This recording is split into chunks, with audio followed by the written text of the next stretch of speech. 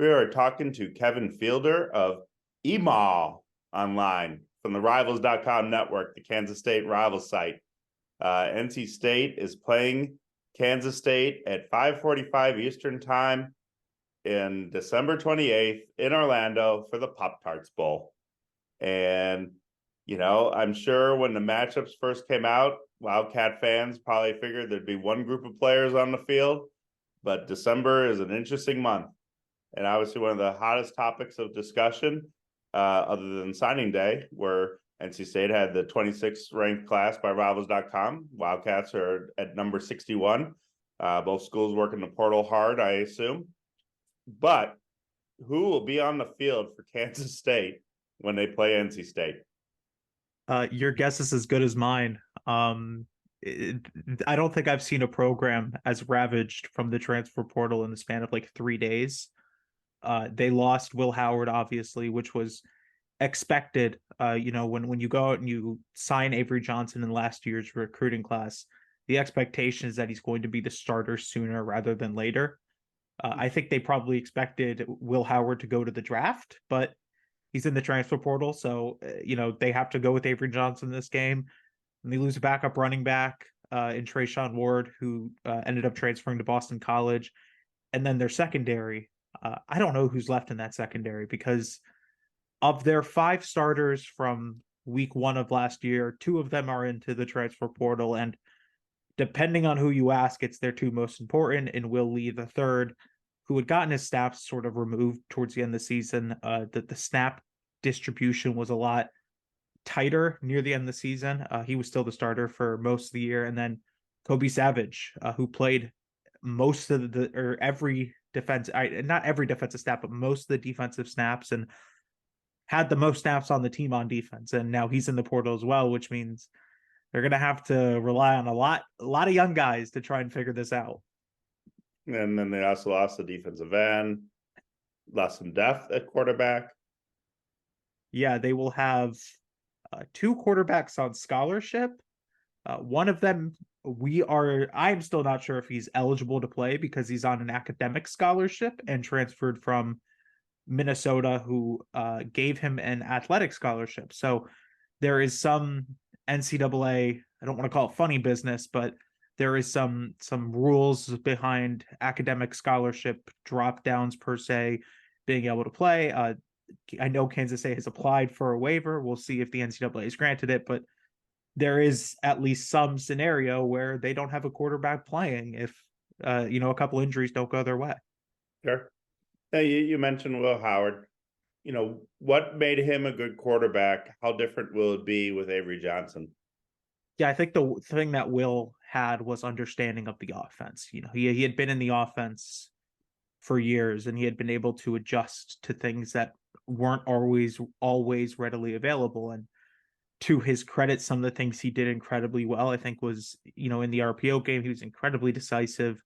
He was a gamer. He could make the plays necessary to win a football game.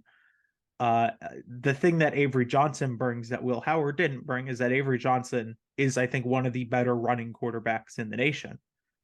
He is very much a threat when he's running the football. And, I think that's something Kansas State will lean on heavily in this game, because it's something that when they did the 2 quarterback system early in the year with Howard and Johnson, it was something that Avery Johnson did incredibly well. He rushed for 5 touchdowns against Texas Tech. He was always a threat when the ball was in his hands on read options and quarterback keepers. And so I think that's where they separate the most. The biggest question mark for Johnson, though, is how consistently can he throw the football? Because to this point, we haven't seen enough of a sample size, in my opinion, to say, either he's a reliable thrower or not.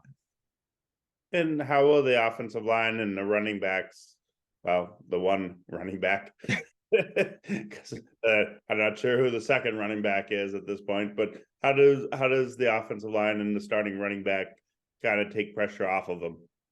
Yeah, I mean, this is a very experienced offensive line. And even if Cooper Beebe, the star of the show, doesn't play, and we're not fully sure if he will or not, I don't know if it's been announced either way, but even if he doesn't play, this is an offensive line that has a ton of combined snaps, and a lot of them are juniors, seniors, fifth-year seniors. And so The benefit is when you have a young quarterback, you better have an offensive line that knows what they're doing. And Kansas State's offensive line is one of the better ones in the country, and they were, I believe, a semifinalist for the Joe Moore Award, which is awarded to the best offensive line in the country. And then DJ Giddens, who is the star of the show running wise, is going to, I think, get a lot of the carries this week. And, we've seen that when he gets a lot of carries, this offense can work because, Trayshawn Ward didn't play in the UCF game, and they sort of just let Giddens run the ball, and he did incredibly well doing so. So there is certainly a situation where I think he could put up 130 to 150 yards rushing and a couple of touchdowns because he's done it before. And, when he comes out the game, it's going to be probably a true freshman in Joe Jackson, a Florida native who hasn't gotten a lot of snaps. I know Kansas State likes him and he's got some talent, but again, the transfer portal has left them in a certain situation where a lot of young guys have to play, even if they're not necessarily ready. And it seemed like I don't know if there's like one receiver that, statistically stood out, but, obviously you mentioned Avery Johnson likes to run and he's very good at it, but it's hard to win if you don't throw. How are the receivers? Obviously the tight end is probably another position very much in flux. How do you kind of see the targets? Yeah, so it is an interesting room, I think, all things considered, because midway through the year, Chris Kleiman publicly challenged a younger wide receiver to step up. And, the two biggest candidates at that point were Trey Spivey, a true freshman from Arizona, and Jace Brown. Jace Brown is the one who ended up stepping up, and he's become one of their more dynamic playmakers. I can't really say consistent yet because he still has a problem with drops. He's a true freshman. There are certain things that he needs to work on. Outside of him, it's Phillip Brooks, it's Jaden Jackson. Like, there are targets, but to this point, their most reliable target has been their tight end, Ben Sinnett.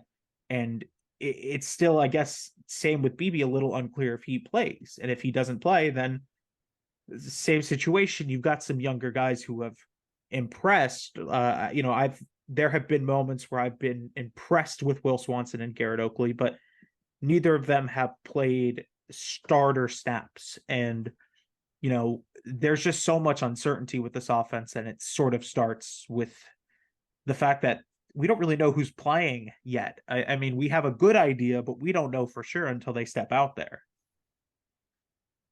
Now, turning to defense, obviously you already mentioned the secondary is a work in progress. How do you kind of see the front seven? How stingy has the defense been? How are they against the run? It's been inconsistent against the run.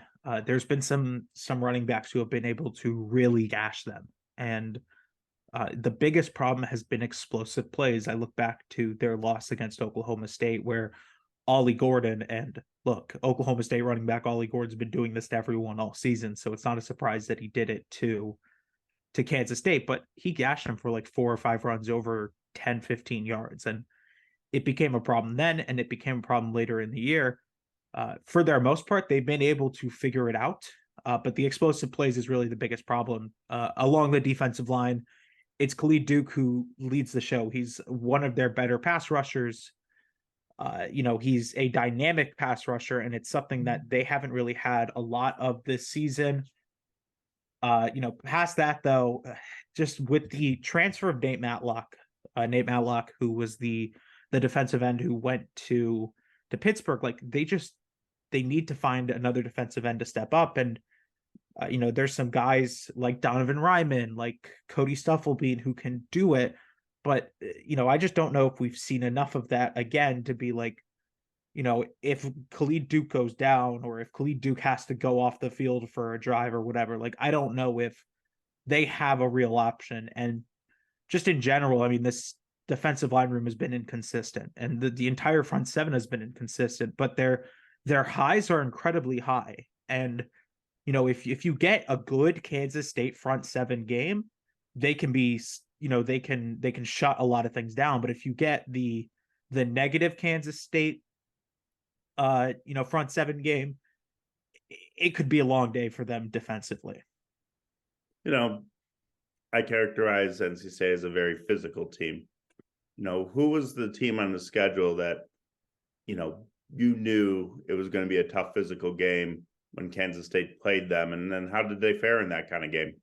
Yeah, I mean, I don't want to get into the stereotypes that everyone in college football says, but it's Iowa State. Iowa State's the team that beats everyone physically. That's the way they win a lot of games. And Kansas State played well against Iowa State. The score is not indicative of how well they played, but Iowa State were just able to get explosive plays, and that is very sort of counterintuitive to how they normally play. But they were able to beat them deep, and they had matched up physically well against them. And for the most part, every team they played this season, it has not been a matter of not being able to play them physically. It's been a matter of can they prevent the big plays. And so for me, Kansas State, the problem is not physicality.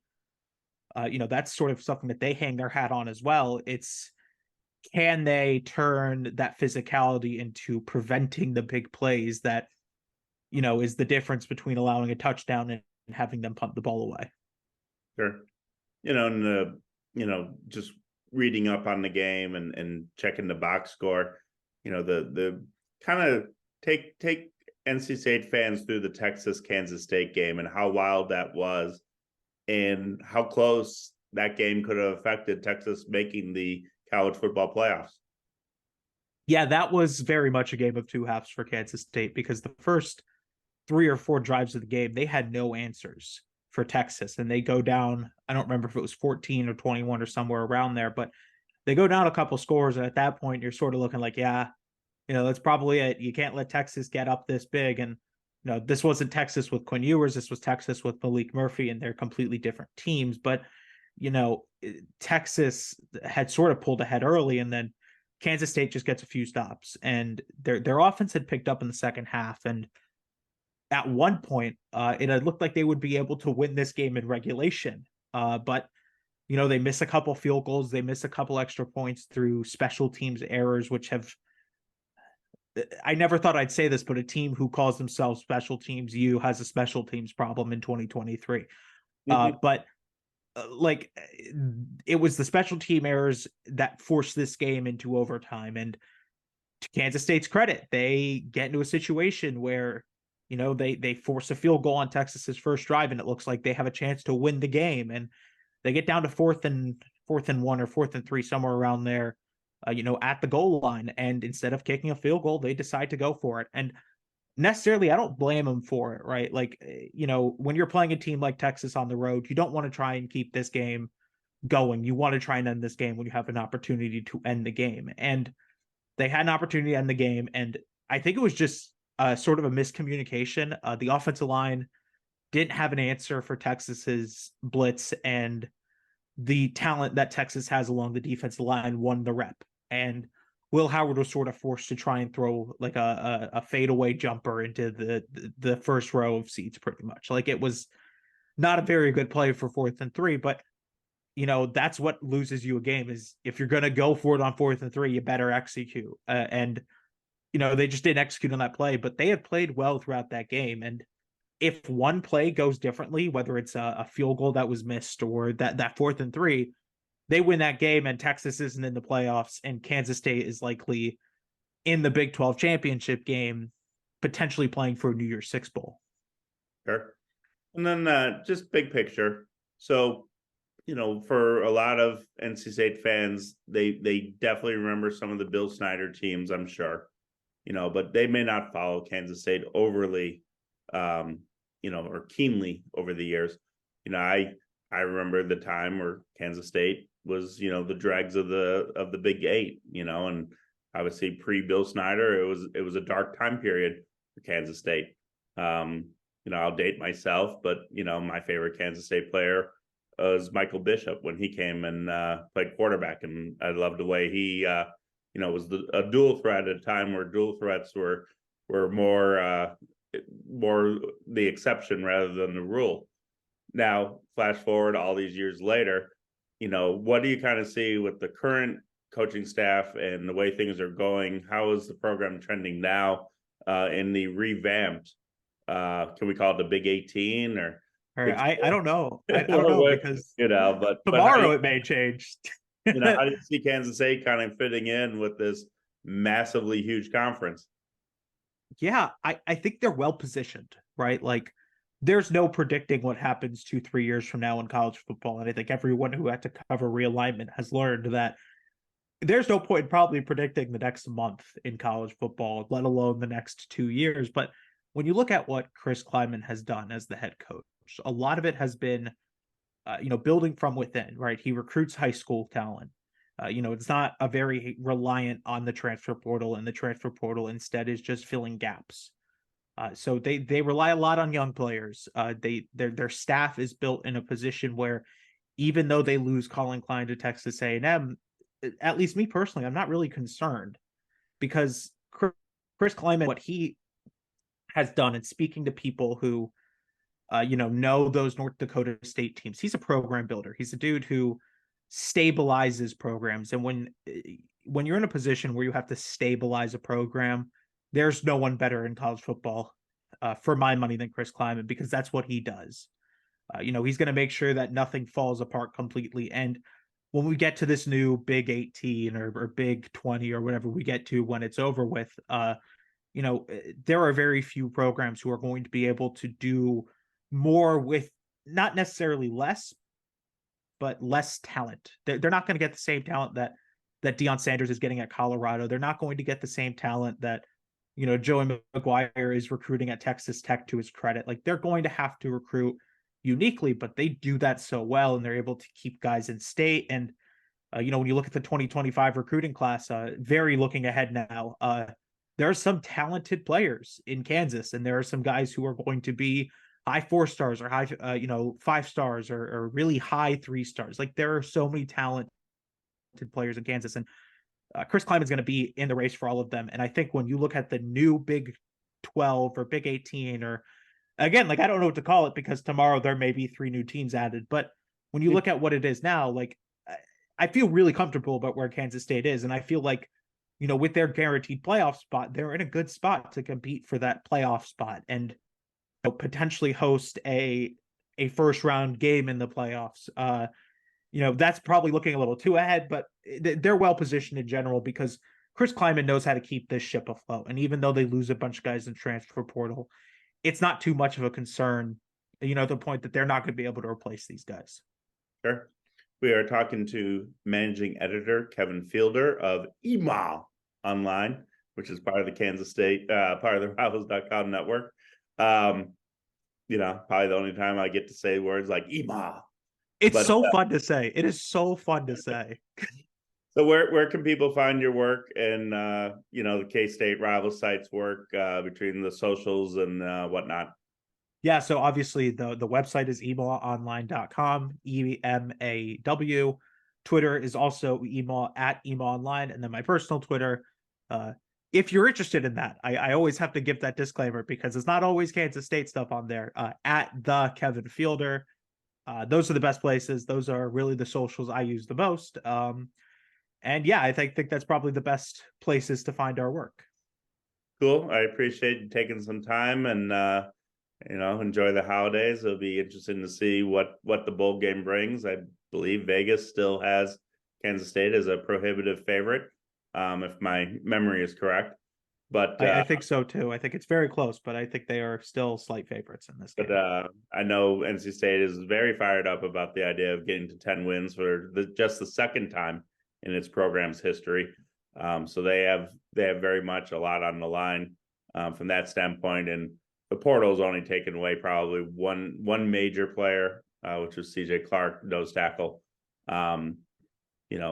Remains to be seen, I guess, whether Peyton Wilson will play, the star linebacker who's had an injury history and could preserve for the NFL draft or not.